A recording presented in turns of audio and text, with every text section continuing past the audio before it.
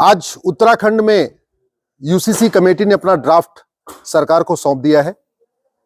अब उत्तराखंड की सरकार एक विधानसभा का विशेष सत्र बुलाएगी, जो ड्राफ्ट आया उसका विधिक परीक्षण कराएगी और उत्तराखंड में एक ऐतिहासिक काम होगा, यूनिफॉर्म सिविल कोड का कानून बन जाएगा। संविधान निर्माता चाहते थे सबके लिए कानून हो। भारत की संस्कृति भी हमेशा महिला पुरुष के बीच में भेदभाव का विरोध करती है। हमारे देश में तो नारी तु नारायणी की संकल्पना है, यत नारस्तु पूज्यते रमन्ते तत्र देवता। दुर्भाग्यवश भारत में आज भी बहुत सारी मुगल कालीन कुरीतियां जारी हैं। जो भारत में कुरीतियां आई उनके खिलाफ कानून बना, छुआछूत की कुरीति आई उसके खिलाफ कानून बना, सती प्रथा कुरीति आई कानून बना। लेकिन जो मुगल कालीन कुरीतियां आई, तलाके बिद्दत, तलाके हसन, तलाके एहसन, तलाके बाइन, तलाके किनाया, उनके खिलाफ कानून नहीं बना। जब उत्तराखंड सिविल कोड बन जाएगा तो उत्तराखंड में इन कुरीतियों के लिए कोई स्थान नहीं होगा। इन कुरीतियों को अपराध घोषित कर दिया जाएगा।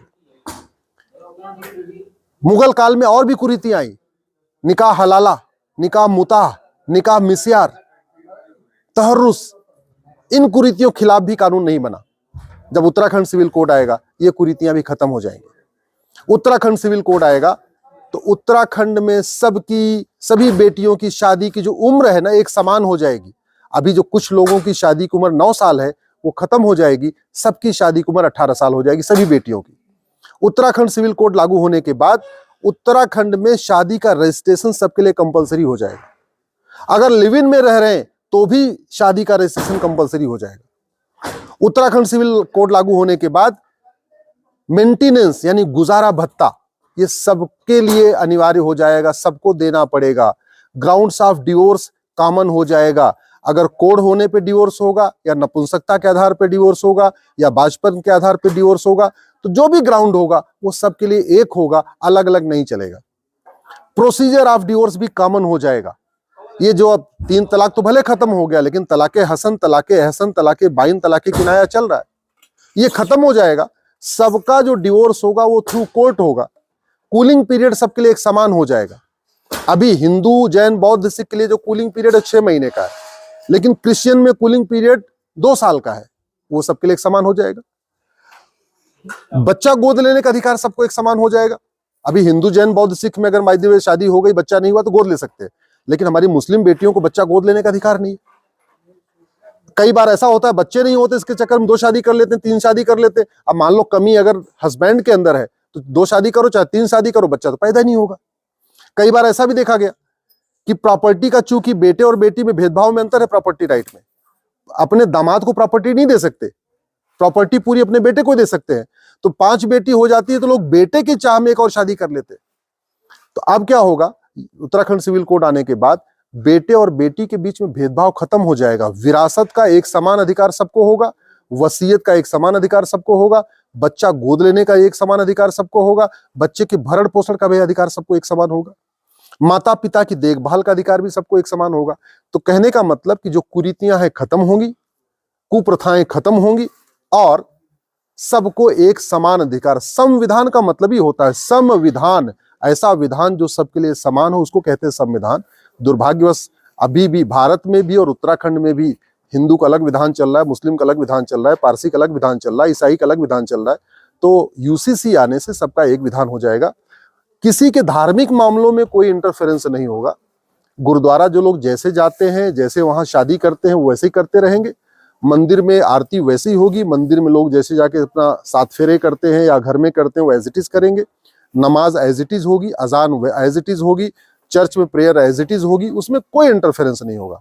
लेकिन जो कुरीतियों को लोगों ने अपना पर्सनल लॉ समझ रखा है, वो कुरीतियां खत्म होंगी। कुरीतियों के खिलाफ एक कानूनी प्रक्रिया होगी, कुरीतियों के खिलाफ बाकायदा दंड मिलेगा। और सरकार का काम भी यही है, सरकार का काम भी है धर्म की जय हो, अधर्म का नाश हो, प्राणियों में सद्भावना और विश्व का कल्याण हो। सरकार का काम है भारत के संविधान को लागू करना। संविधान निर्माताओं ने जो सपना देखा था, 23 नवंबर 1948 को यूनिफॉर्म सिविल कोड हमारे संविधान का हिस्सा बन गया। लंबी चर्चा के बाद 21 नवंबर को बहस हुई थी, 21 नवंबर 1948 को बहस शुरू हुई 3 दिन बहस हुई, 21, 22 और 23, और फिर 23 नवंबर 1948 को हमारे संविधान में आया। लेकिन अन्य राज्य इसको लागू नहीं कर पाए। उत्तराखंड की सरकार इसको लागू कर रही है। इसके लिए हम सब धन्यवाद देते हैं। उत्तराखंड के मुख्यमंत्री को विशेष रूप से धन्यवाद कि उन्होंने इतना साहस दिखाया, और आशा करता हूं कि जो उत्तराखंड का ये यूसीसी है, ये अन्य राज्यों के लिए एक मॉडल का काम करेगा।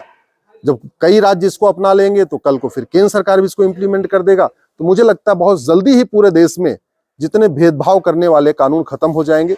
खासतौर पे अंग्रेजों ने जो कानून बनाया भेदभाव करने वाला, 1872 में उन्होंने क्रिश्चियन मैरिज एक्ट बनाया, 1936 में पारसी मैरिज एक्ट बनाया, 1937 में उन्होंने शरीयत एक्ट बनाया। ये सारे भेदभाव करने वाले कानून खत्म होंगे, भेदभाव करने वाली कुरीतियां खत्म होंगी, भेदभाव करने वाली कुप्रथाएं खत्म होगी, और हमारी सभी बेटियों को इक्वल राइट होगा। कहते नहीं, जब बेटियां पढ़ती हैं तो समाज आगे बढ़ता है। अब जब शादी की उम्र 9 साल है तो बेटी पढ़ेगी कैसे?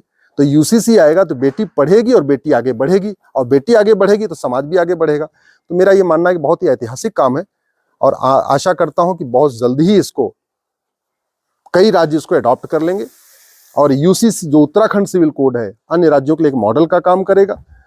जहां तक कुछ लोग कह रहे हैं कि हमारे धार्मिक मामलों में इसमें इंटरफेयर हो सकता है, तो याद कर रखिए, भारत बाइबल या कुरान से नहीं चलता, भारत संविधान से चलता है।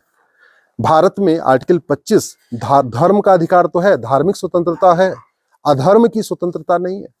भारत का संविधान का आर्टिकल 25 रीतियों का अधिकार देता है, कुरीतियों का अधिकार नहीं देता, प्रथा का अधिकार देता है, कुप्रथा का अधिकार नहीं देता।